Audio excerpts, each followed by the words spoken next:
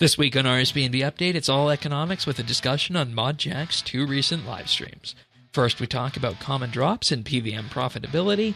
Then we look at the finer details of the RuneScape economy and what can and should be done about inflation.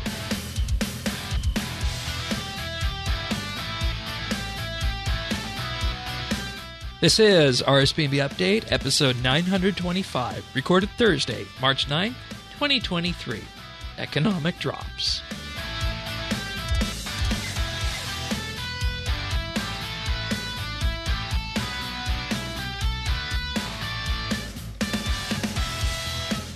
Hello, everybody, and thank you for joining us for another episode of RSBANDB Update. Tanis, you're here as you are each and every week. Welcome back. Thank you, Shane. Also joining us this week to discuss ModJack's 2 most recent live streams is Earth. Welcome aboard. Hello.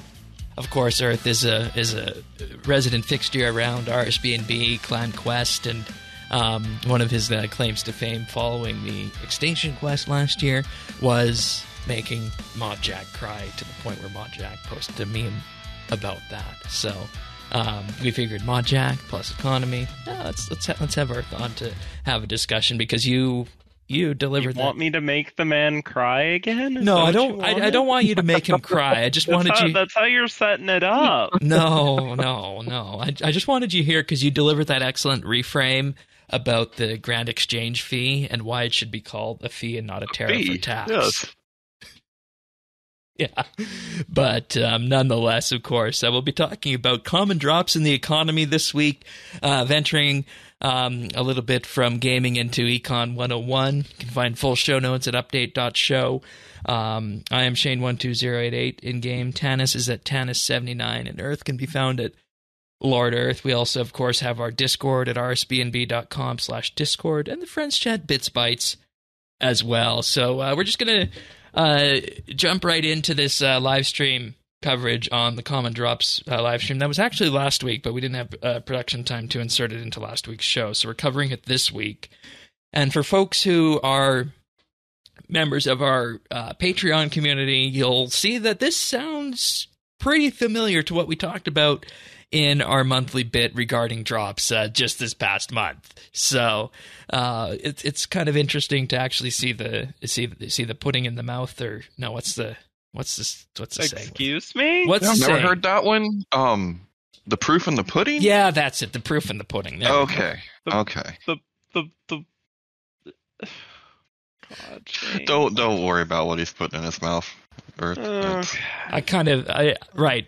Proof in the pudding. It's kind of good to see the proof in the pudding there. I don't know where that other one came from, but this live stream started off with a discussion with ModJack saying that he made a realization from the previous week's live stream that bad luck mitigation is something that should be looked into more than he was thinking. He thought it was a lower priority than it was when the community started discussing it more. And it's something that they're actively going to look into now, bad luck mitigation on bosses. So that could be interesting going forward. And as with everything we're going to be discussing here in these live streams, there is no concrete design doc or design plan or update that's going to ship for this. So everything in here needs to be marked with the tag in theory, because, you know, when it comes down to discussing the RS economy, you don't want to necessarily mess around with that and provide reason for people to panic sell herbs or wands or whatever they might be. But our discussion with common drops starts with the sense, and I feel like this is a sense in the way bosses have been written for the last number of years, is that kills always need to be profitable, and this has led to a trend of increasing profit over time, because if one boss is put out and it's not profitable enough, well, then with that, people aren't going to go do the new boss. And this leads to a historical discussion, because when the Queen Black Dragon, for instance, came out, it was quite a hard boss at the time. EOC made it a ton easier, but now, because of that, every boss after QBD just had to be a little bit better in terms of money. And then you factor also in the power increase, how everybody's got new abilities, higher tiered weapons, higher tiered armor that in effect make it easier for you to kill faster, what you wind up with is that profit ends up increasing quite a bit more than the linear trend of both power and the difficulty of bosses combined. And that's where we get on the bandwagon of common drops. You guys agree with that premise that since the very beginning of modern PVM, let's just say with EOC when that started, that things have effectively got a lot easier over time just based on the power upgrades that we get. Power creep? Yeah, power creep. That's a good way of putting it. Yeah. Yeah, I would agree with that. I mean, I think too that sometimes there were measures taken to try to dampen the hit, I guess, that someone would take if they had a bad hour, so on and so forth. And a lot of these things were the natural consequences of that. Yeah. Right? Yeah. Like that's going to have bleed through effects. Because your kills are directly related to the amount of profit you make per hour. If you add more DPM into the mix, you get more kills per hour. Therefore, more DPM is equal to more profit. And then, like you said, there's other mechanisms in place that kind of smooth that over if you're having a bad time on the luck angle, and there's your common drops. And yes, that's and that's the key there, right? And that's something that that we learned from Taxi was that it's the common drops that you're getting your profitability from. It's not even the big drops that do that. So and now I think it's probably been exaggerated, and I don't even think we've seen the full repercussions. What would you say exaggerated by? Well, now there's no risk at all. Yeah, and I mean, which I agree with, right? But there was going to be an effect there, right? And there was that discussion that came out with the death rework, is that you do the death rework, and that affects that side of it. But at the same time, you're going to have to address the monetary side and the inflation side and the coin value side later on down the road, perhaps if that does continue to be an issue. So. And that's why I'm glad we have Earth here, because this stuff will it ends up hurting my head. I've got basic economics under my belt, and not advanced stuff here. So I'm really looking forward to his help. Shane talk too long. Yeah, just jump in whenever. Just jump in. Hurting. Just jump in whenever you want. But effectively, that's the side on common drops, and then you have the difficulty angle. If you give someone equal time, easier content becomes more profitable. And the example that was given, if you take General Grid or God Wars Dungeon 1, and if that had a theoretical profit of 100 coins per minute at a certain skill level, then Nex had 100 coins per minute for profit but was harder, nobody would bother doing Nex.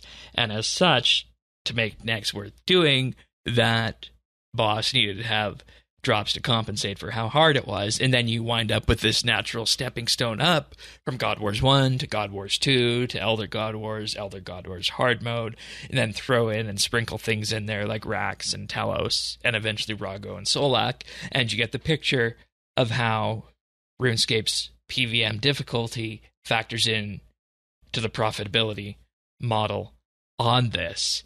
And what Mod Jack's assessment on this is that over time, bosses have become, in his words, staggeringly more profitable, despite difficulty only increasing in a linear fashion. And he says that this is a problem in his views because inflation and PVM versus non-PVM balance then comes into a question of where the money-making in this game lies. And I think we could all agree.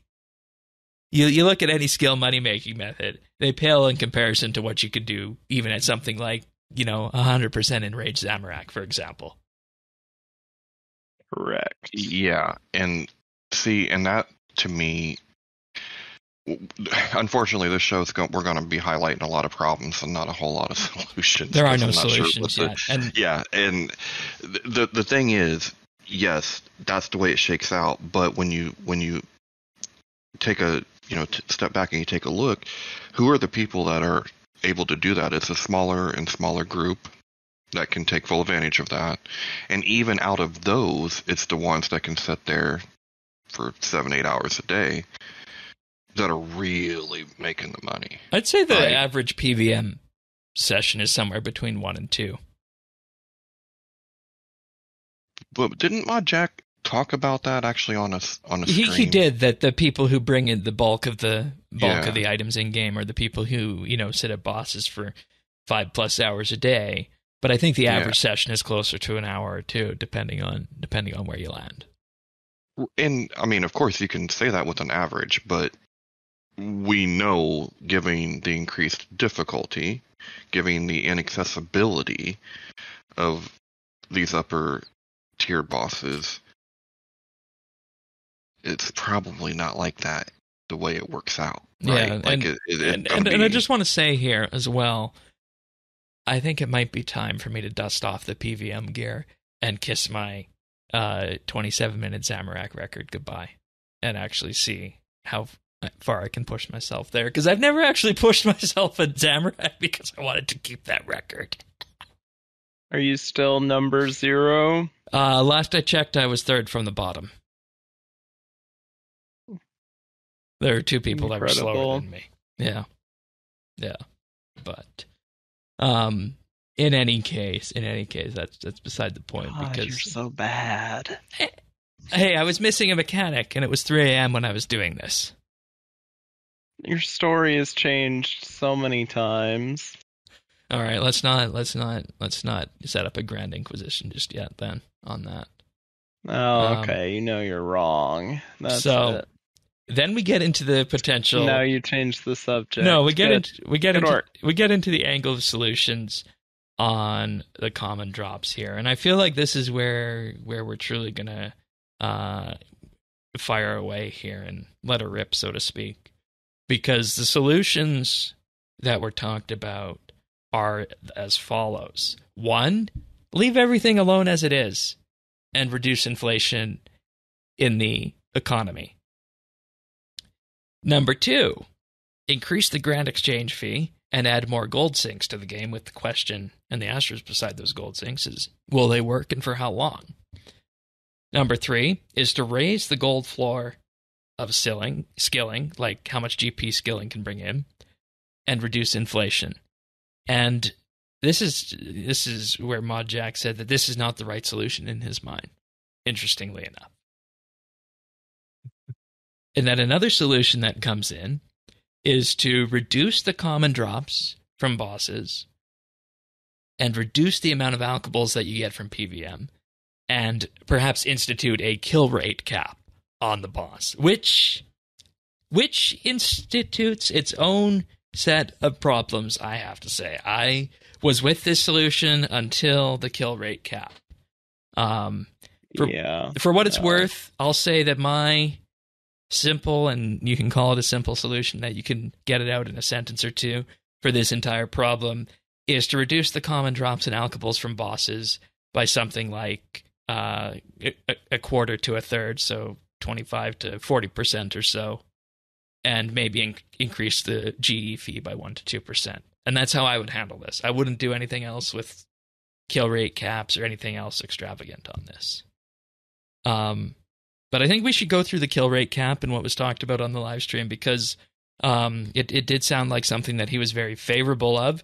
And looking at it, it doesn't seem like it's the right way to go, because when you start looking at this, you realize that everybody has higher DPM than they did 10 years ago. And throughout this entire thing, he was using General Guerrador as an example, which is probably a bad example when we were looking at this, Taxi and I, earlier, because I thought that too. And before you jump into, just because it's very, very dated and it's not worth anything. Doing at all, really. So I mean, I think the point was kill time, not But you have to have something. I mean, you got to start from somewhere, you right? gotta have Because something.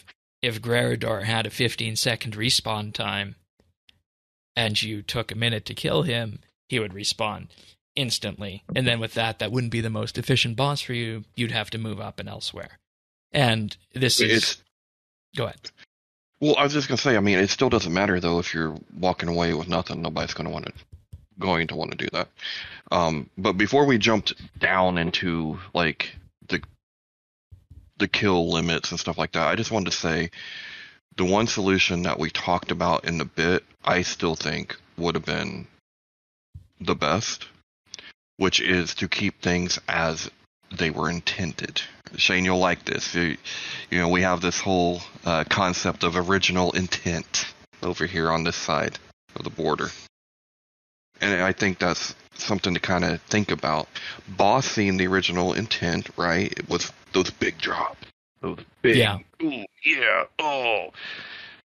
And the commons, if they came in from Slayer. Normal, yes, still combat, but a lower level, steady money.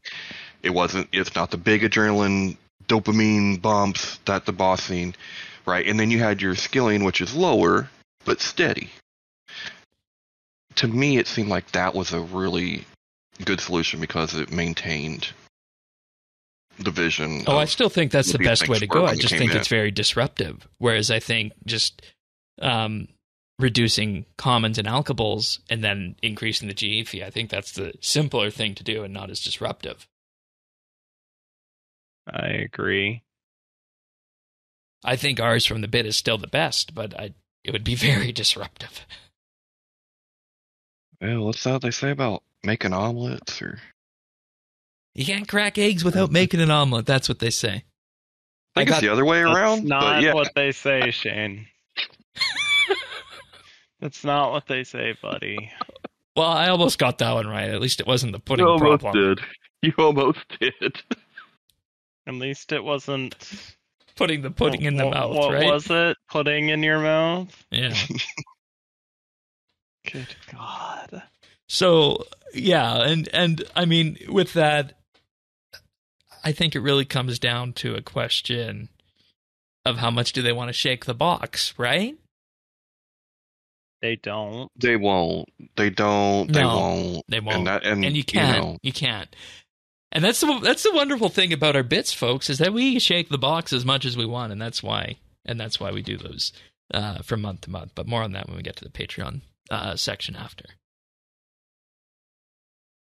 But go ahead, Tanis. I feel like I interrupted you mid-thought there. Oh, no, I mean, I don't think they would do anything like that. You guys are probably right. You know, it would be disruptive. Maybe it would be too disruptive. You know, so when we get into the actual economy side, I have some ideas to how to make it a little bit better. But for now, I think that was as good as we could do. Yeah. With the drops, right? Like those. Yeah, let's have a quick look at what the respawn time would look like. And the way this was framed is that if you kill something under its set respawn time, you don't need to wait for it to respawn. So if Zamorak had a 3-minute respawn time and it took you 3 minutes to kill it, that would be the most profitable boss for you. And the idea comes from the following example. You take that 3-minute respawn time at Zamorak, and then with this you might assume that Vindicta, for example, has a 15-second respawn time. In theory, then with that you'd be able to kill 12 Vindicta in those 3 minutes. Therefore, the problem comes in is that Zamorak needs to be 12 times as profitable. Why not do both? I was wondering that too. That's a terrible idea. Anyone who's at the point where they're min-maxing times is well past the point where any of this would affect them. Precisely. Yep. Precisely. And then you're also, with this, you're forcing people to stand around a content that they like. And I think that's bad game design to do that, because you're forcing them to take a break. Because at that point, you might as well close the app and go play something else. Yeah. And that's the way I see the biggest pitfall of the respawn timer. Other pitfalls that were identified on the live stream include issues with the collection log, in effect adding more time for completing those, hard to find the right boss that would be most efficient for you, and Iron Man concerns for farming components and supplies, and then as well respawn time between Reaper tasks, for example. And then Mod Jack's other idea is to just nerf old bosses into the ground completely, and he said that seems worse in his eyes. And in some ways, I see that as kind of what we were talking about, like removing the commons from those other bosses with this. But I'm most happy with my idea of adjusting the drop table around commons and alkables. Don't over-engineer the solution, and adjust the grand exchange fee if necessary on this. You guys have any other issues with the kill time cap? Not with the kill time cap, but I do want to ask Earth a question here. Okay. This is what I want help with. Okay. Okay. So one of that component Shane just mentioned was increasing the grand exchange fee. If you were to do that, though, won't that hit a bigger chunk of people that aren't actually engaging in that content, bringing in that gold? The goal is more to remove the money from the economy entirely, so that by lowering the supply of gold in the economy, each gold piece has more value, more purchasing power. So it affects random player over here. It affects you. It affects everyone. And I mean, I think that's the best solution here because it's not targeting any one demographic specifically. It's affecting everyone. It's constant. And I mean, it's what is it now? 2%. I would say increase 2%? It to 3 or 4 at max. Yeah, I mean, I'm big proponent of data-driven decisions, so I'd love to see. How long ago did they do that? I feel like that was in January. Yeah, and the biggest and by far the biggest source of gold coming into the game is alkables. Yeah, I would love to see how much this has affected the total gold in the economy. But Tennis, did I answer your question? Yeah, no, you did. I mean, okay, because that means that it. Yeah, I mean, you basically just. Yeah, you said it is going to be spread. So you confirmed, right? Like it is going to be spread around. And And I see it as a two-pronged solution on that. By reducing the amount of alkables and commons coming in, you prevent the problem from happening in the future. By increasing the fee by 1 or 2% hypothetically, once again, make that a data-driven decision, you remove the excess gold that's currently in the game. Oh, wait a minute. Yeah, and I mean, I'm not saying they should increase it. It is far too soon to even be thinking about that. But it should be an option. It should be an option. Sure, but you need to see the summer months before you can really, and just a long period of time, before you can see the actual effects it's having. Well, apparently, when they did this update in January for the fee, they put in a thing where internally they can immediately see how much gold this is sinking per hour, per day, per week, and whatnot. So they do have the ability to pull this kind of thing up now. Relatively. Get some nice metrics on a lot of stuff, actually. Now, here's a Captain Obvious question, but I think it's important to ask, and especially since we have Earth here. So we talked about how the fee is spread around and it hits everyone, right? Even the people that aren't necessarily engaging in that content or bringing in the extra gold. But as a skiller, as someone over here like myself making plate bodies or, mahogany planks, whatever it may be, if the goal is achieved of making that gold worth more, is that actually good for me in the end? And does that make it good for everyone? Like, will my goods be worth more?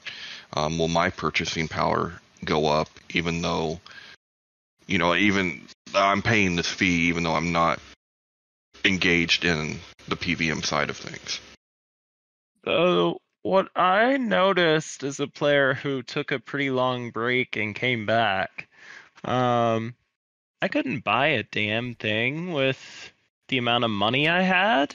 Yeah. But all of the items I had were worth quite a bit more. So I was able to sell some of those, but my gold, I don't remember how much it was, but I was like, this is useless. I can't do anything with it.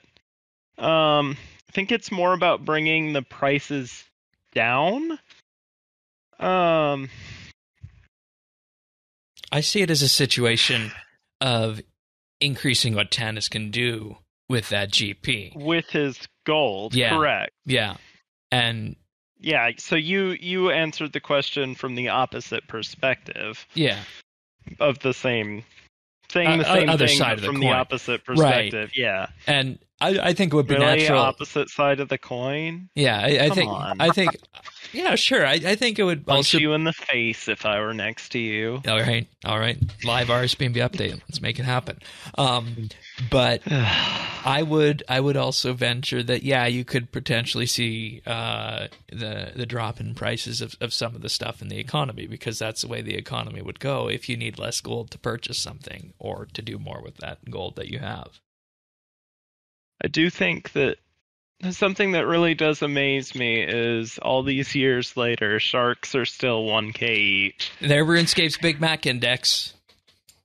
I guess. They are a constant. I mean, they shot up like everything did right after COVID, but I mean, you look at that graph, it bounces like 750 to 1250. It's right there. It's amazing. All right. Anything else on drops? I feel like that was a good half hour or so on discussing the common drops and the solutions behind it. I know which way I want them to go on this, though at the same time I'm not too fussed. I think the biggest issue for me, and you guys tell me if you guys think this is the biggest issue as well, in summary, I think the biggest issue is that we get to a point where we can do more with the gold that we have. Yeah. And I mean, targeting specific bosses, targeting specific methods. No.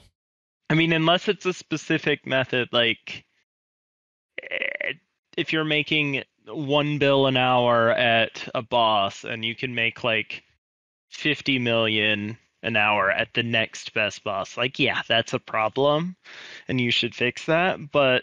And those are made up numbers to be ridiculous. Yeah. But if most of them are within, I mean, if it's like 100 mil, 200 mil an hour, like that's fine. Like it's a linear step up, like he was saying. Yeah. Then targeting the top one just makes the next one, like, people are going to find a way around it. They're going to go to the next one that they can do that with, and eventually you wind up with a cascade problem. That's why you got to be a little bit more innovative with the solutions you look at. Yeah, so targeting one thing, as long as there's nothing that's egregious, it won't work. You got to hit everything and somehow. And that's maybe the fee. Yeah. Right, but I think and I also think though that there's probably a cap when it comes to the fee too, because there's going to be a point to where people's going to come to Tannis's imploring. Right? I mean, like I said, once it reaches the point where it's more, I mean, that's the market for you. Yeah. If it is more profitable for you to do that, then there you go. And it's about making the smart decisions to not wind up have that happening. So and that's as we used to call them, Timbo and the Economists. What? Yeah, that's what we used to call the band name, Timbo and the Economists. If you say so. Yeah, when we were first looking at the GE fee stuff. And once again, I'll reiterate that I think for everybody's health and safety, it's best that we call it a grant exchange fee and not a tax or a tariff. No, it's totally a fee. I mean, it's a user fee. That's Earth turned us on to that, and he was right. Tax is baby, a different thing. Like that's. It's taking away to pay for something. Yeah, if it's tax not or like, a tariff. Yeah, it really isn't. So yeah. Yeah. All right, Ron. That pivots us nicely into the economy. But before we do that, I'm going to thank our Patreon supporters for this week, who are Alfie S, Amos Reed, Andrew C, Arvids L, Beekeeper Steve, Big Huge Rat, Chunk the Monk, Cycle RS, Drama Free, Duramax, Enrique V, Free Milk, Jacob G, Jade Gizmo, Jason S, Jeebus, Jesse W, Kesky, Ling01, Mohan V, Nate the Great, Parnassius, Ricky A, RS Nerdherd, Samuel FL, Scott DS, Shirtpants, Stub Eve, Tabby, The Naked Captain, The Dabbing Goat, Tim, Tom V, Zant, and Zazakon.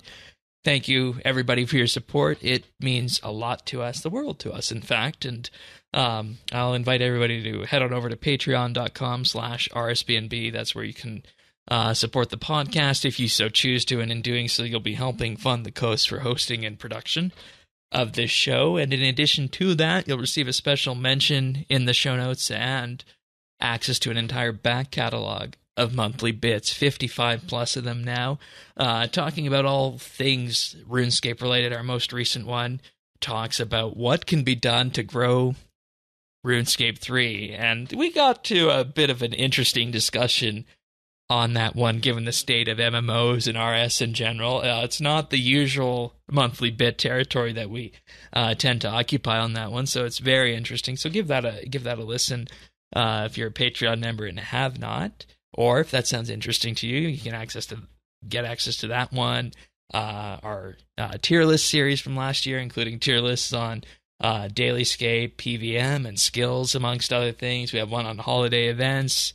We have one on legacy combat from last year. All sorts of interesting monthly bits available for that $1 a month price. It's probably the best value plan that we have there. We also have a VIP tier for $3 a month where you'll get a special rank on our Discord server and chat channel access, as well as high-quality stereo versions of the podcast, and you'll also get a mention on the show at the start of the month. And if you want to give the ultimate gift, we have our Insider $5 a month plan where you'll receive a shout-out on the podcast each and every week, and you'll gain access to the exclusive clips that we use to make the clip show at the end of the year, in addition to everything else. So with that being said, thanks so much, everybody. Means the world to us. All right. On to this week's live stream from the economy. And this one is one we're going to have a bit more back and forth on, because there's some interesting questions about this one. So this week with this one, ModJack started defining a bunch of key terms for this, including things like goods, which are, of course, things that you can buy and purchase, commodities that he called fungible items, which are any item that's stackable, currencies involving liquidity, which the term liquidity means how easy is it to trade with that, and he said in RS, of course, that's GP mainly. You could maybe throw spirit shards into there as well. Any questions on those key terms? Specifically, maybe the fungible assets idea? No, man, I just need a little more liquidity. Can I get a little liquidity here? Just a little something. Hello? Liquid assets refer to how easy they are to move. Okay. Fungible items. This was viewed as any item that's stackable, and in his perspective, it's something like all adamant longswords or all rune two-handed swords. You can see these as fungible items because you can't sell customized augmented versions of them or customized versions with your name on them. And so would those be non-fungible items? NFIs, if you... Oh, God. Yeah. Oh, God. Or no, NFGs for non-fungible goods? As long as you don't call them NFTs.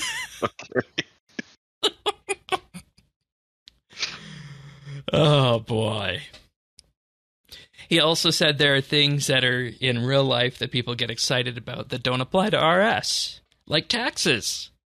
You talk about taxes in RS, and people attach all their real-world positive and negative associations to the ideas of a tax. And it's like they were sitting inside our discussions.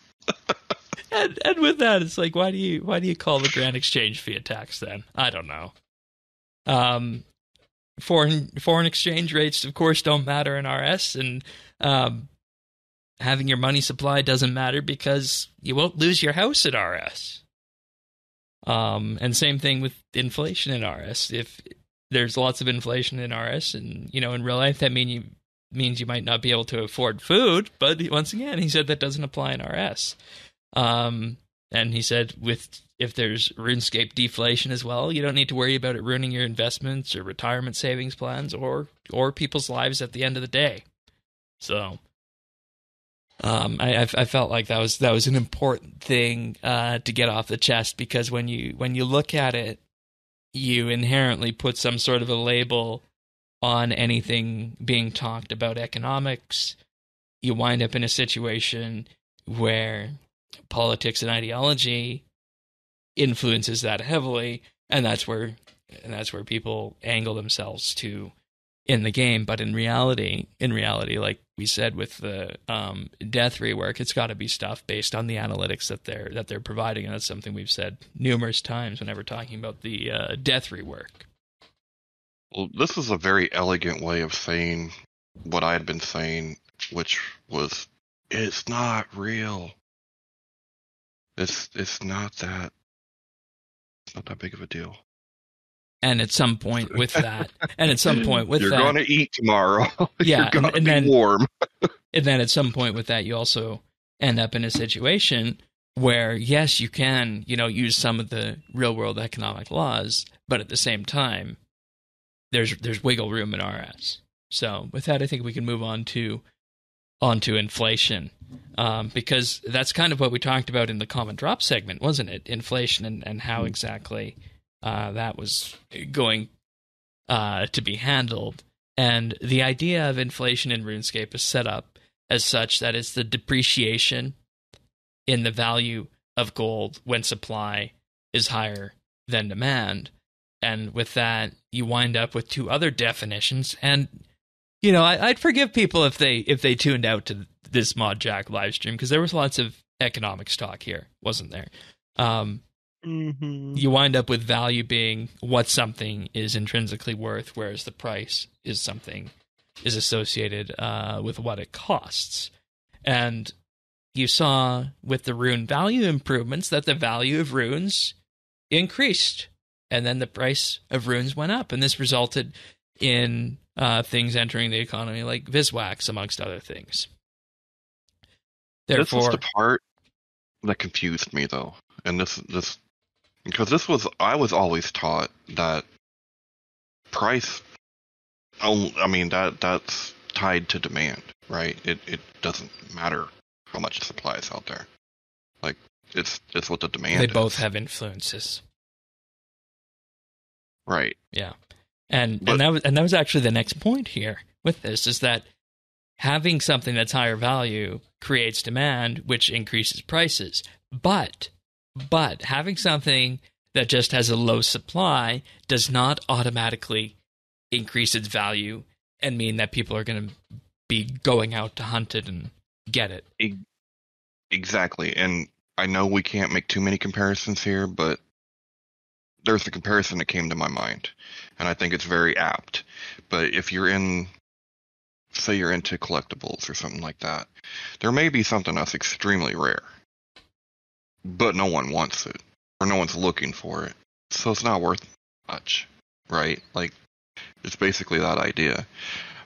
What I want to know, though, is something you said earlier, and once again, hopefully Earth can help me with this. When we're talking about demand for money, like, isn't that just, I mean, it's the tool you're using to purchase anything. So how does that kind of, like, how does that work? You know what I mean? Like, it's just, the value ultimately is in the item, isn't it? Like, I guess I guess I got confused. That's where purchasing power comes in, right? Yeah, it's worth however much you can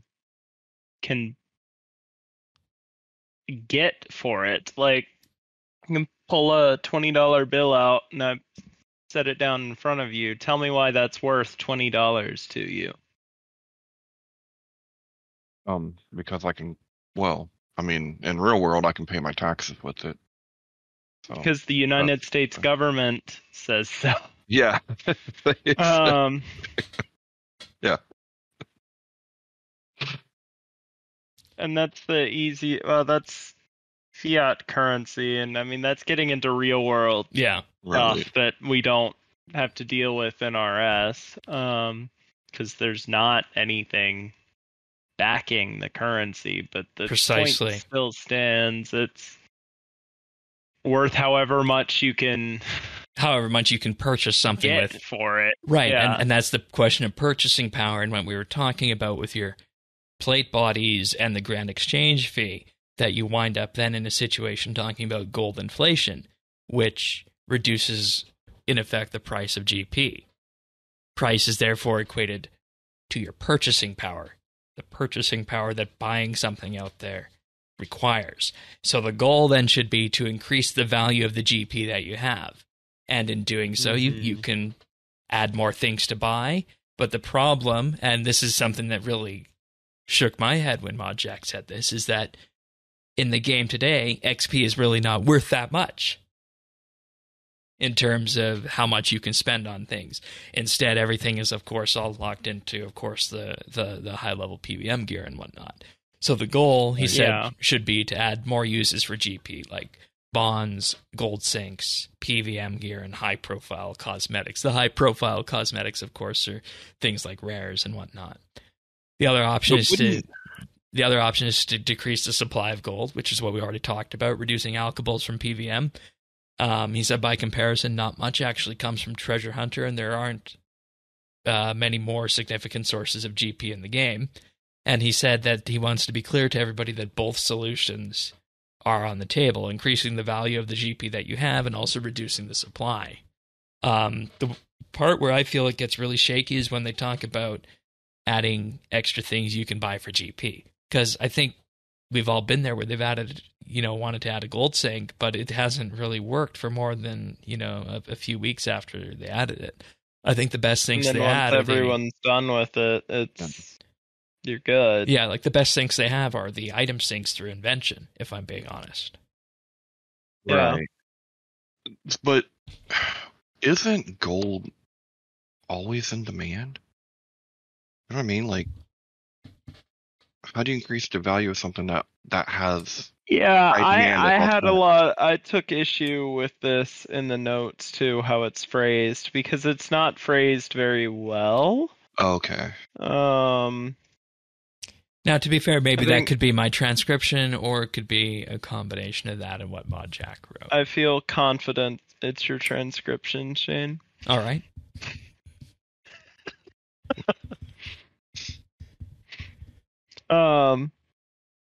But it is phrased in a way that's difficult to understand at first glance.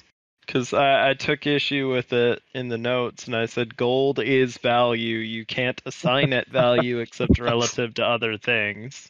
That was kind of what I was trying to wrap my head around. I'm like, I don't But at the same time, I'm like, well, maybe I'm doing something wrong. No, and this isn't my there's area. no inherent value other than being something that you use to trade for other things. Right, and because of that, you end up in a situation where you either need to add more things to spend that gold on, or take it out of the economy. And that's how you increase the value of the gold. And I think that kind of clears that up.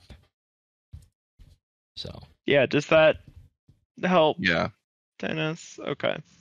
What was the graph for that you posted in here? The supply and demand graph. Why did you insert that in here? What did you want to do with that? Give people a visual to look at, to understand. All right. Do you want to take us through any of that, or you just want to leave it in the notes as Not really. I just think it's helpful to understand. All right. Some people are more visual than with words, but this helps you understand. So in the middle there is it's called the equilibrium price. That's when supply is equal to demand. And then this is there we go. So the x-axis is quantity, the y-axis is price. So if you look at the lines, you can see just where everything is. So if you have low quantity of something, your price is going to be really, really high. If you have high quantity of something, your price will be really, really low. And you can go along this line to figure out. It's got some examples here. So if you have 60 of something, it's $500. If you have 30, $475. If you have 90, am I reading that right? Yeah. Yeah. No. And for comparison, No. and I'm for not reading that right. Okay. But I digress. The one that is angled down to the right is the supply curve. The other one is the demand curve. I realize that that's not labeled here. S and D. This is actually a really poor one. I just grabbed the first one off of Google. Okay. Normally they're different colors, and that helps little too. Helpful. Yeah. Let me go find a better one. Okay, thank you. And the reason for mentioning that is the comparison between value and supply that Mod Jack did on the live stream. He talked about a number of items like the Dark Onyx core that has really low supply. That is so much better. But the price is extremely high because it has a low value. People either need it for their completionist angle, or it feels wrong that it isn't better or less rare. Water runes have a high supply and a high value because they're something that are always churned through the economy with our friend Insight Fear. Stone spirits have a high supply and a low value. That shouldn't be a surprise to everybody. And then something like the Fractured Staff of Armadillo, low in supply but very high value because of what it can do for you. So, yes, that's perfect demand and supply. That's actually a better curve. Wonderful. That's much better. Yeah, it is. So good. And I feel like at this point there was a lot of fundamentals that were being laid out in this live stream here that really weren't saying about where they were going to go, and I don't know if they needed to do if you needed to do this live stream this week, because if you know this, you know it, and if you don't, you don't, kind of thing is where I'm going with this. And I'm not sure what it added to the RuneScape discourse this week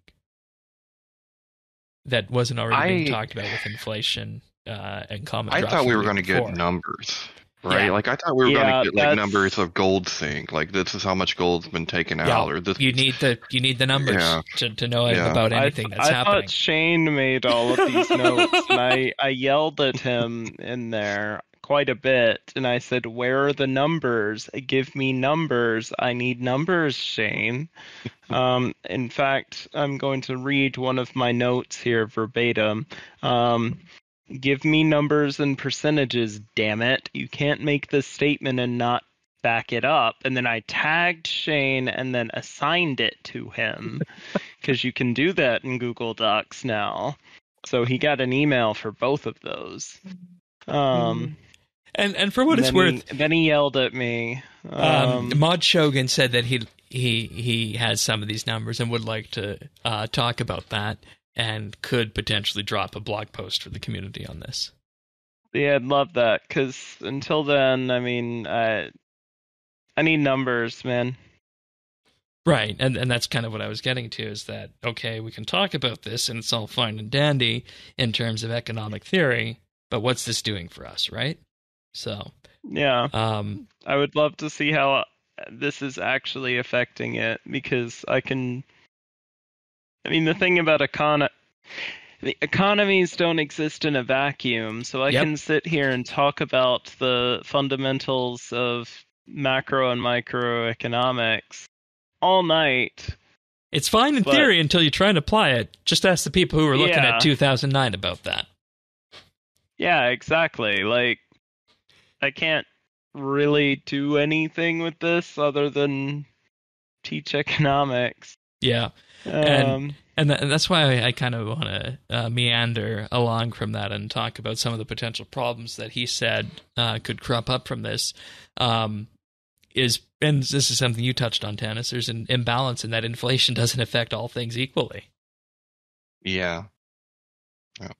And the numbers feel wrong. And he said, in theory, with this, what they could just do is they could just, reduce all GE values by a factor of 1,000.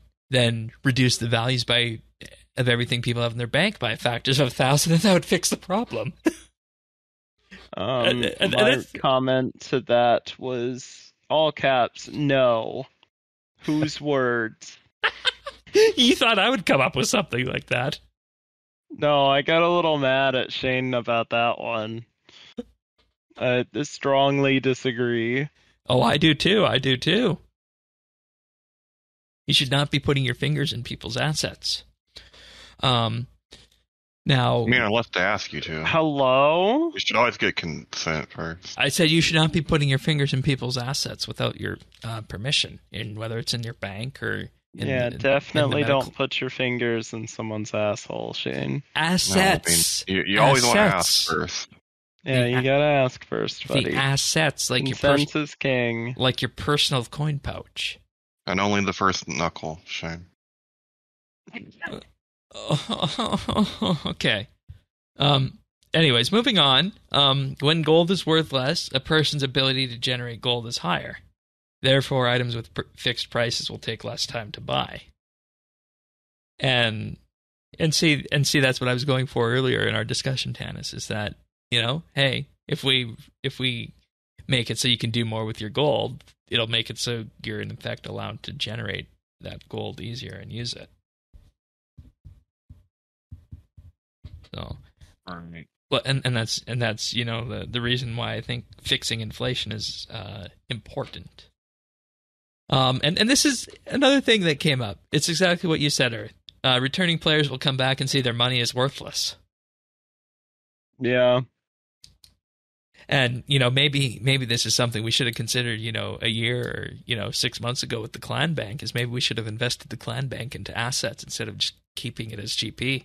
I mean, I thought about that, but then I would be the one who is responsible when something crashed. Right. So I decided, nope, we're not going to do that. Yeah, no, you don't want to do that. But it also makes it a problem for people wanting to get into the game, and I think that was one of the most beautiful things about Fresh Start Worlds. We didn't have that problem, at least for the first half of it or so.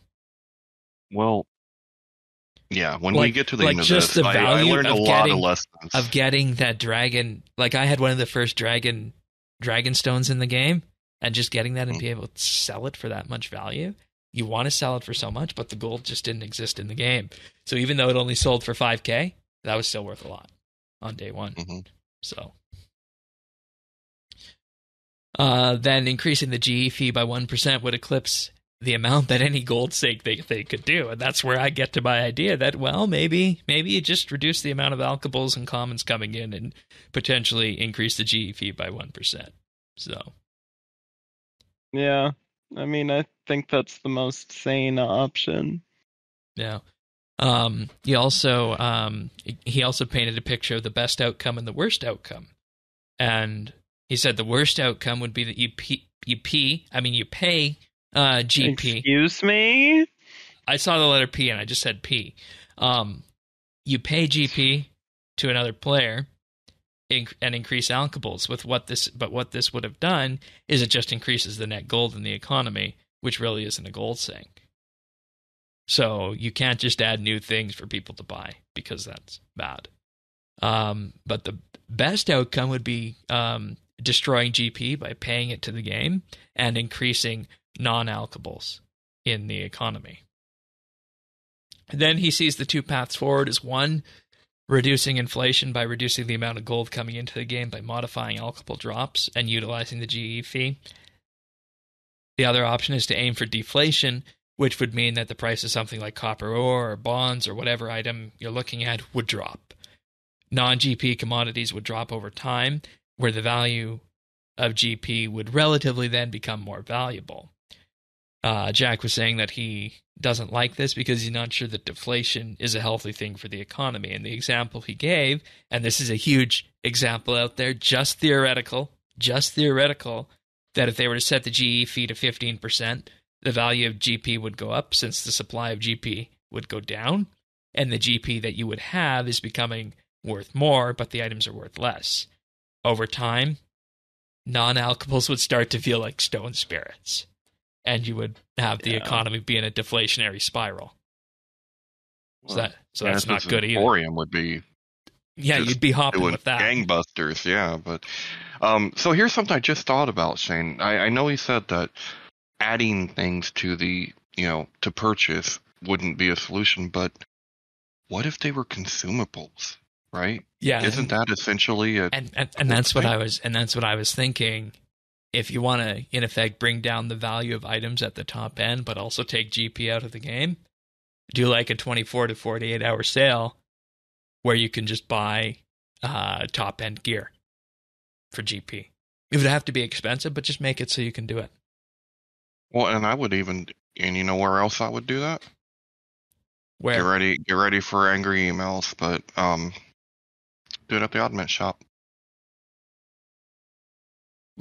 You mean just allow people with straight GP? I mean, we already have with straight GP or Oddments. Yeah, I mean, you're already doing it with bonds anyway. So, I mean, interesting. Why not? Why not just do it? With GP? So just like occasionally open the Oddment shop to use GP then. Yeah. That's interesting. They're all consumable. It'd be a huge gold sink and maybe even raise the value of XP. Would it have that effect? Hot takes. That is a very hot take. And I mean, that fits in the same realm of sinking GP out of the economy. You and I both know how much people bought Treasure Hunter and Fresh Start. If you let people buy those 10 keys every day with their GP instead, they will come. What if you set that price to like 10 mil a key? Or would that be too much? Or would you go 1 mil? Well, that'd probably be a little too much, but... I feel like assigning numbers to it at this point is silly. Yeah, okay. So I mean, it's just really in theory. For gold is actually a really interesting idea. I like that. Hot take. Yeah, that's how we get ourselves in trouble here. That's how you get yourself in trouble. Oops, I did it again. Yeah. Well, who knows? It could be the best thought since sliced bread. Listeners, let us know. Who knows? The best thought since sliced bread. Yeah, you never heard that expression? No. He got that one right, though. No, best thing. Kind of. Yeah, best thing. But I mean, I think he got the... He was close. He was close. Well, as they say, the pudding isn't in the mouth. Then the proof is in the pudding. Anything? Did you just have a stroke? No, I said The pudding isn't in the mouth. The proof is in the pudding. Too many P's there. That's one thing listeners will probably know. When I speak, I try to avoid using words with too many syllables. But yeah, you might put the wrong emphasis on the wrong syllable. Oh my god. Anything else on the economy or common drops before we move on to GameJam for March? Oh, yeah. I have one last thing. Sure. This is something that I picked up from Fresh Start, right? I thought not having a fully functioning GE would be the death of me, right? Like, I was very apprehensive about actually playing Iron Man style. Really? I was, yeah. Because of the time that everything takes to get. Oh, right? okay. And so, I was always leery of that. But I must say, if you ever just want to cut the cord, if you ever just want to walk away and not be quite so, governed by the economy in RuneScape or the price of things, Play an Iron Man? or play your account as an Iron Man. I mean, you can always have the GE there if you need it. But what I found out was I really didn't need it the way that I thought I needed it. And I had a lot more fun just playing, getting my stuff. Yeah, it took more time, but that I just want to make sure everyone knows that is an option, and you may really like it. You may enjoy it, and you don't have to necessarily start a new Iron Man account or something like that. You can just do it yourself. I mean, that's kind of what I do when I play. I mean, I won't. There's something unreasonable. Like, I'm not going to. I don't know. You're not going to milk the cow. 10,000 of something. You're not going to. Okay, cow. You're not going to milk the cow and then churn the butter and then start from that. No, I literally do that. Okay. I have a ton of grain in the cooking guild thing ready to go. Really? In case I need to make something. Yeah. Really? Wow, I don't even have that. Why would you? That's a good point. Yeah. I guess I'll cede that. I'll cede that to you. But I mean, I enjoy it. But if there are things that are not reasonable for me to obtain I made masterwork armor from scratch. I mined all of the ore. I did that too. Yep. I loved it. That was fun for me. Fun. Yeah. And it was like, I made that, and now I only use magic. So but hey, it's still the best armor for Slayer in Elite Dungeons. Yeah, it's pretty did the same thing with the spear too. So had one set of actual skillable. Yeah, and I think they need to look at doing that more. If I'm being honest, magic and range need a similar set and a weapon like that. If I'm to say anything on that, though I might be a bit biased because I have got 3 of the spear tips, which are apparently 1 in 50,000 drop. So, Shane, I hate you. I know. And I've gotten 2. So, and I'm not lucky. I hate you. You don't have all. problematic opinions. Hey. I'll take it. All right, let's talk about GameJam. One thing we, of course, love doing here at the podcast is we love showcasing the GameJam projects of the JMods before they're showcased on the news post, because a lot of the JMods do go out and post them on social media and whatnot. So we got 3 of them this week. First one we're showing off is Mod Sponge's item tool tips. These item tool tips will now show base damage values rather than stat adjusted values, and he says they'll also match up to the wiki damage value. He also he also had some extra time, so he did a bit of work on the combat panel to show ability breakdown. And with this, you should see a closer consistency between what you have in terms of your damage numbers and what the damage number on the tooltip has. And I know for me that was always confusing until I learned that, that's the damage that we're doing most of the time is ability damage, but the damage that shows on the tooltip is auto attack. So that's good to see. And then also the one in the combat view breaks down between a total. The example is a total of 1694. Players getting 1324 of it from the weapon and 370 from the skill, 0 from gear, and 0 from ammo. That's good. That's transparency, and I think if there's anything to say about the combat system in RS is we need more transparency like that. So very, very happy to see that one. And this isn't something that people are gonna write home about, and it's not gonna be something that's gonna completely change the game out there. But it's still very important at the end of the day, I think, on that. And I actually got another screenshot of his tooltip work here right now, actually showing this in action between a whole suite of items that are out there. So I'd imagine we'll be seeing that one since it's just a tooltip change, and those are something that they do relatively often. The next one is the GameJam graphical rework from Mod Alex. And, I'm going to just pass this one over to you, Earth, because I know you have opinions on this. It looks good, but I don't like graphical reworks. Why is that? Because Karamja and Yanil are the only places that have a consistent art style. And that's because they haven't been touched. That's interesting.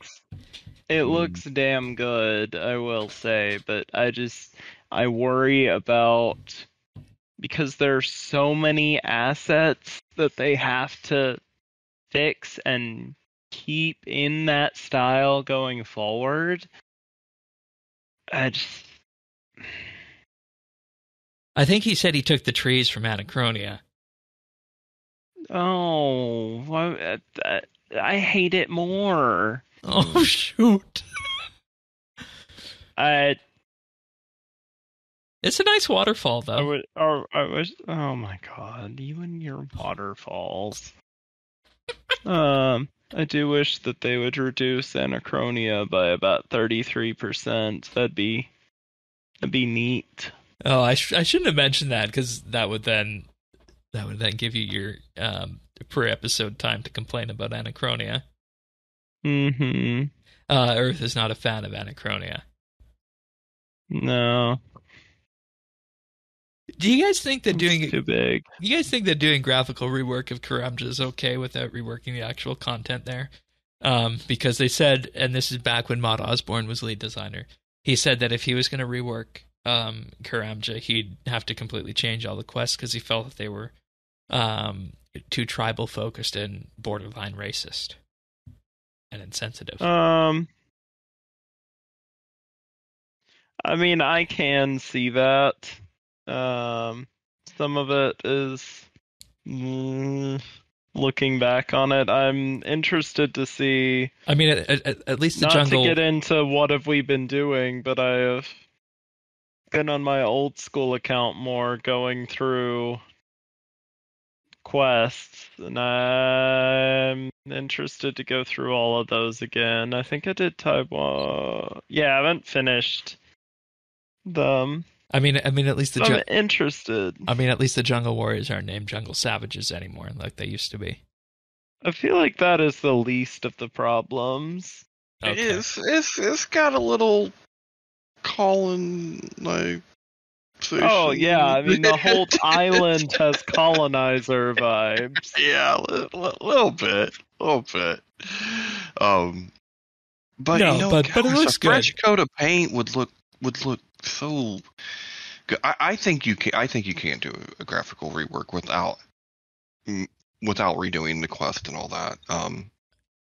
But then that's never going to happen. Nice.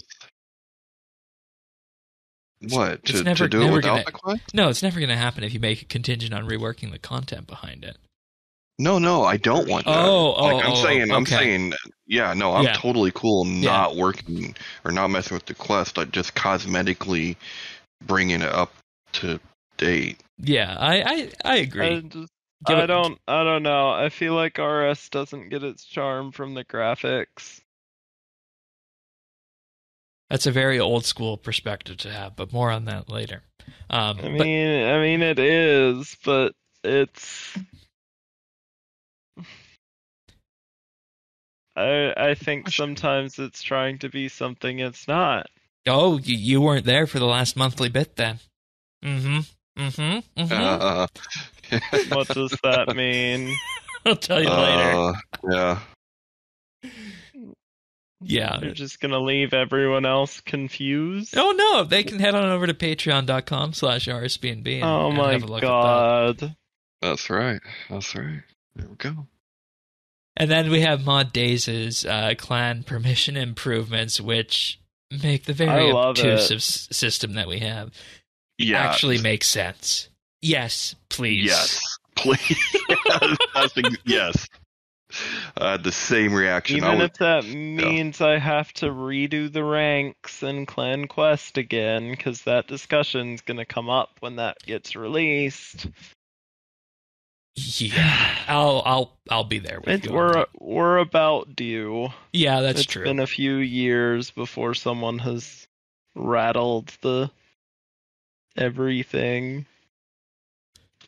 about that. Well, folks, of course, Clan Quest, clanquest.org. You like Quest, that's Clan to be in.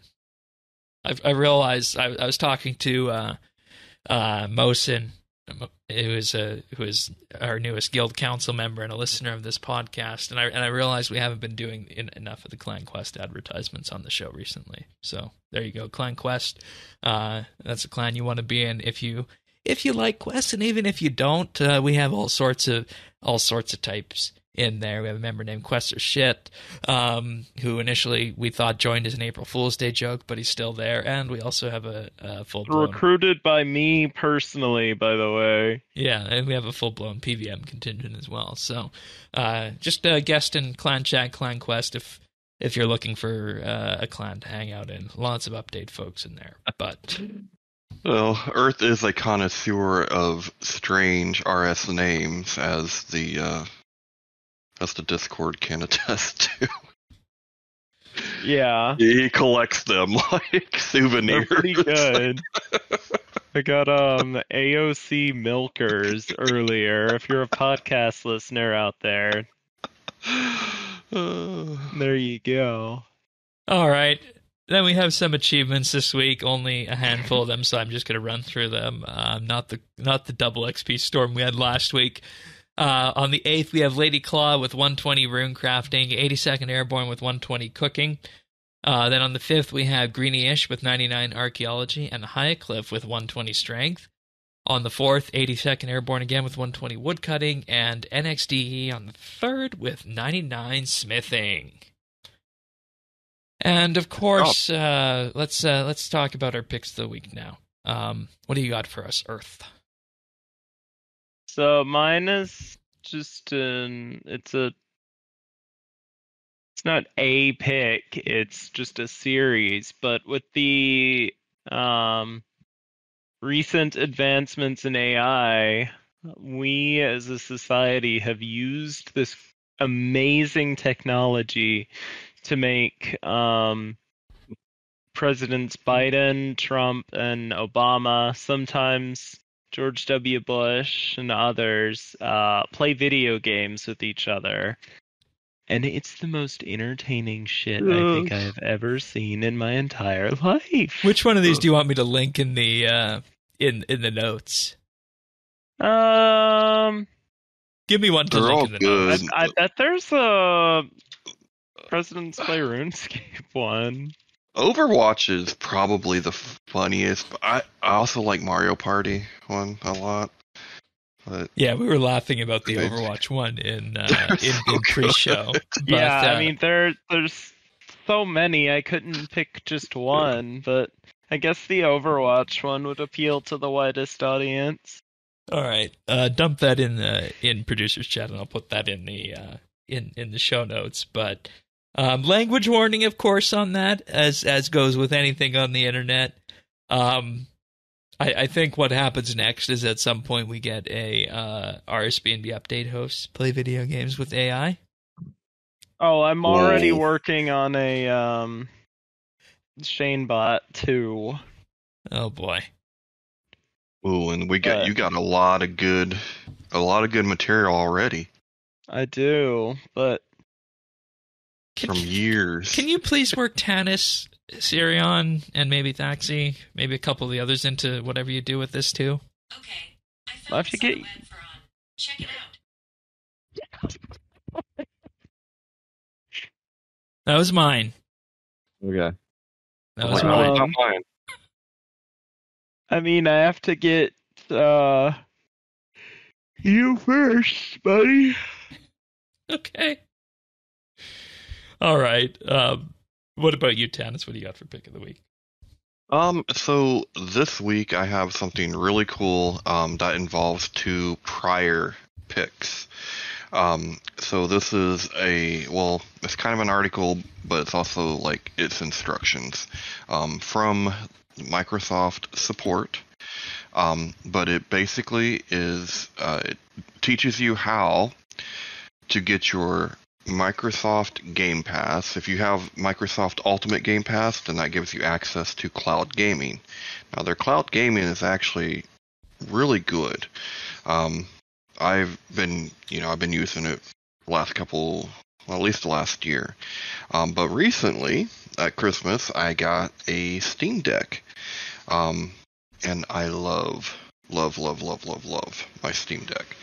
And it turns out, following the steps on this support page, you can actually put your cloud gaming, the Xbox cloud gaming, onto your Steam Deck, because your Steam Deck is basically just a little handheld computer.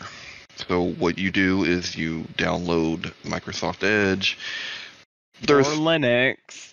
Yeah, I mean, there's some things that you have to do, but basically, if you can mod a PC game, you can do this.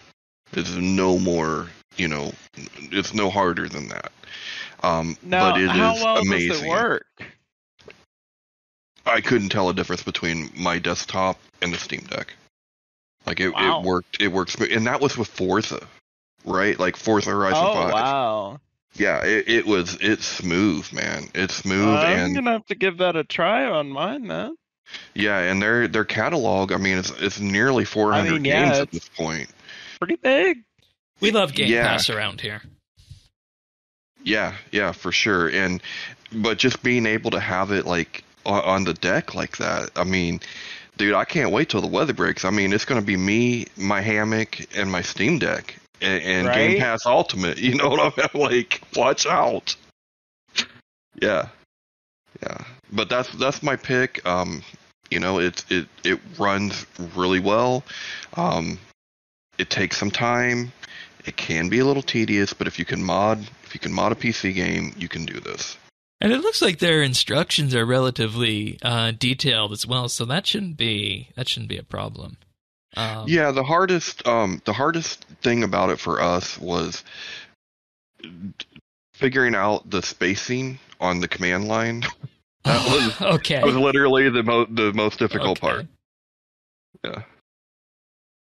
Interesting. And is this going to work for any game on Game Pass? Is my next question. Do you know? Anything that's in the cloud gaming. Cloud streams. Oh, I wonder if that counts Flight Simulator. I'm pretty sure it does. Yeah, I'm sure that it's on the cloud gaming. So what you're saying is you could go flying a C-172 or something on a Steam Deck at this point. Yeah. Yeah. It's pretty cool. Mine is everything about Flight Simulator with you, Shane. I mean, it's just because it's a very resource-intensive game on its own when you run it on your computer. I mean, this is just like watching Netflix. It's Yeah, cloud I mean, it's gaming. running on their computer, so that's the True. best part. Yeah. That's the best part. What about latency? Like, would you use this for a first-person shooter or no? I probably wouldn't use it for a first-person shooter, but I could use it maybe for Forza. Tennis had a good experience. RPGs, absolutely. Yeah.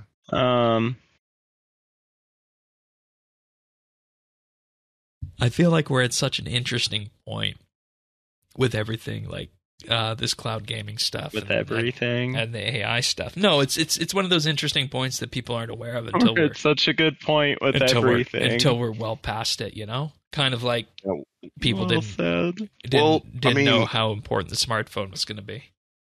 Well, and Xbox wasn't the first to start this, right? Like, I mean, and I remember it was NVIDIA, wasn't it? It was NVIDIA, and then PlayStation jumped on it, and theirs was decent, but like basically Xbox or Microsoft said, "Hold my beer." Yeah, and I mean, theirs is good. Yeah, and I mean, with them, at least you don't need to worry that it's going to get killed like happened with Stadia, right? Right. Yeah. Yeah. You guys see the story about Stadia and the Red Dead player who had thousands of hours on Stadia, Red Dead, and had to do a whole bunch of ruckus raising to get his save moved over to a different platform, and he did. Did they move his save over? They did move him over, and they also sent him a Red Dead gift bag for playing the game so much. So it had a happy ending at the end. I need to get the happy ending. Yeah, Red Dead's actually a really interesting game. I played that a bit. It's interesting because you can actually board the train. Shane? Yeah, we did. When did you do that? We played Red Dead Online. He played Red Dead Online. We bullied him. No one told me you guys were playing Red Dead without me? What? Well, Shane, we stopped after a little while. Dude, you will laugh till you cry if you bring me in to your Red Dead Online. Like, I'll jump on the back of your horse with you. Like, you just... Oh, they hooked me up behind the horse and dragged me. Yeah, by hooked up, it means lassoed you. Dragged you behind the horse. Hey, but in a true show of friendship, someone else killed Shane, and all of us dropped what we were doing, and we tracked this guy down, and we killed him like 50 times, because Shane is an idiot, but he is our idiot, and nobody messes with him. And then I rode the train for an hour. Around the map, like, twice. It's the little things in life. You know? That's right. I guess. That's right. Anyways, gaming diversions aside, folks, that's a peek into behind the scenes here at Update. And you know, if you want to help us along with that, I do also have a help wanted form running. So if you have any interest in podcast guest hosting, video editing, or you have any other skills that you think might be useful to us, fill out the help wanted form at update.show/help. Tell us what you can do, what you want to do, what your idea is, what time zone you live in, how you play RuneScape, like what kind of player you are, and then just give us a contact information like your RuneScape name, Discord handle, something like that, and we'll be in contact with you in a little bit. And before we go, what have we been up to this week, Tanis? Well, remember what I told you I was doing last week? No. Where I was cutting my own logs, and we were doing this thing. Yeah. And, that lasted for about a day and a half. Yeah. Slow. And then I said, nope, not doing this. And so I have basically been doing Golden Bamboo every night at reset, or around there, basically daily. And then in the meantime, I have been making the refined planks. Refried beans? Yeah, the refried mahogany planks and frames, because what I have discovered is when the portable workbench is out, then you want to use mahogany planks on that and build stuff. But if they're not out, then you can do AFK construction out in the workshop on a tier 3. So That's what I've been doing, and I'll tell you something that I think I discovered, which is, believe it or not, those frames are money. Yeah, I was wondering how long they were going to keep their value, because you have the quest that takes you to tier 1. That's going to be a requirement for the murder mystery quest, and then you have tier 3, which is the comp requirement. But then after that, we realized that this is really only a construction training method for people under 50 who it's most optimal for. So I was wondering, how long are they going to hold value? But if we're approaching a month out on this and they're still holding value, that's pretty good. Yeah, because I think what happens if you want to train construction on mobile and passively, then it's okay. I mean, the XP rate isn't good, but it's AFK. So right. It makes it easier for mobile, because it's really hard to do prawn, or for me, it's hard to do prawn roasters on mobile. So, Yeah, and I guess your only other option is the portable workbench then. Which is a great option if you can, but you have to find them. But shouldn't there always be one up at World 84 there? You would think, but they're not always. Yeah, I mean, they're not always there. Okay. All right, fair. Fair. Anything else? Yeah, I mean, I redid my my machines to have plank makers. So basically, I got a disassembler, and the rest of it is plank makers. And you should have an alchemizer too. I did have one. I took it out because I don't alch hardly anything. Oh, okay. So for right now, become part of the problem. That's right. I'm part of the solution. Just find items that are on the GE that you can buy for less than their alch value. Oh, I just buy them and drop them right there on the floor. Okay.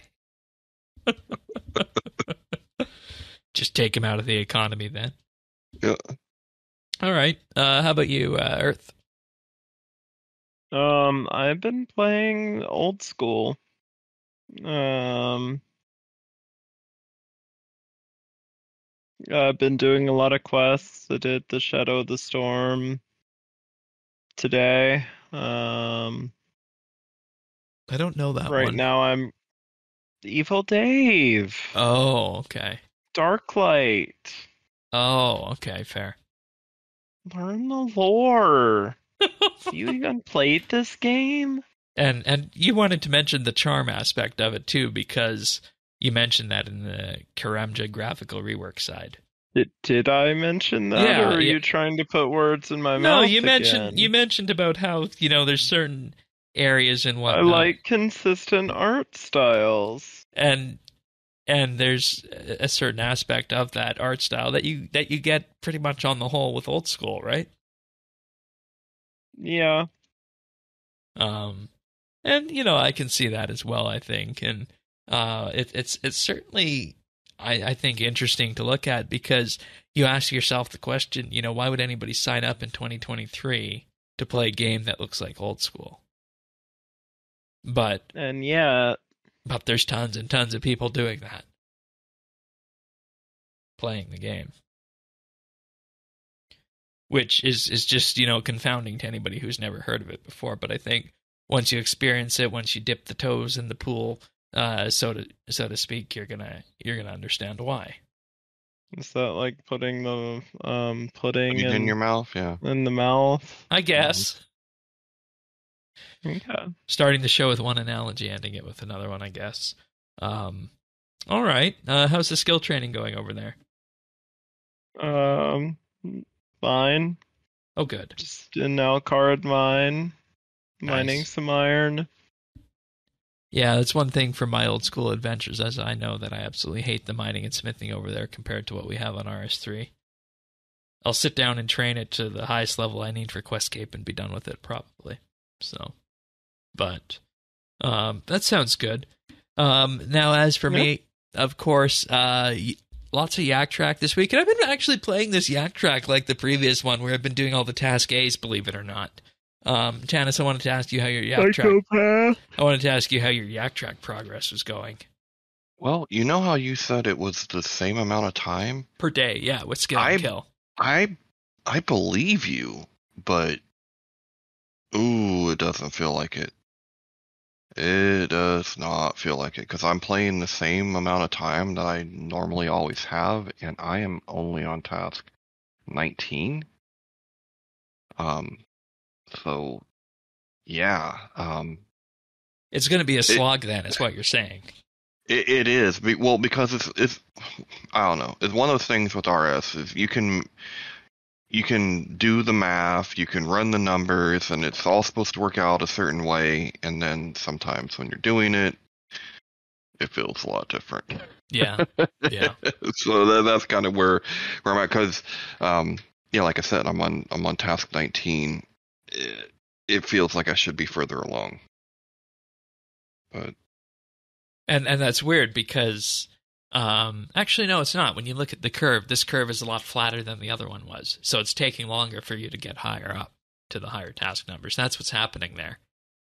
Even though it's only supposed to be on the whole the same amount of time, it's going to take longer to get there. So I guess what you're saying does make sense if I remember what the curve looks like.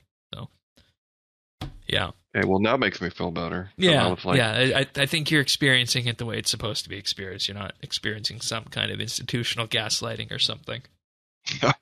Okay, I didn't think it was conspiratorial. Tanis, are you feeling okay?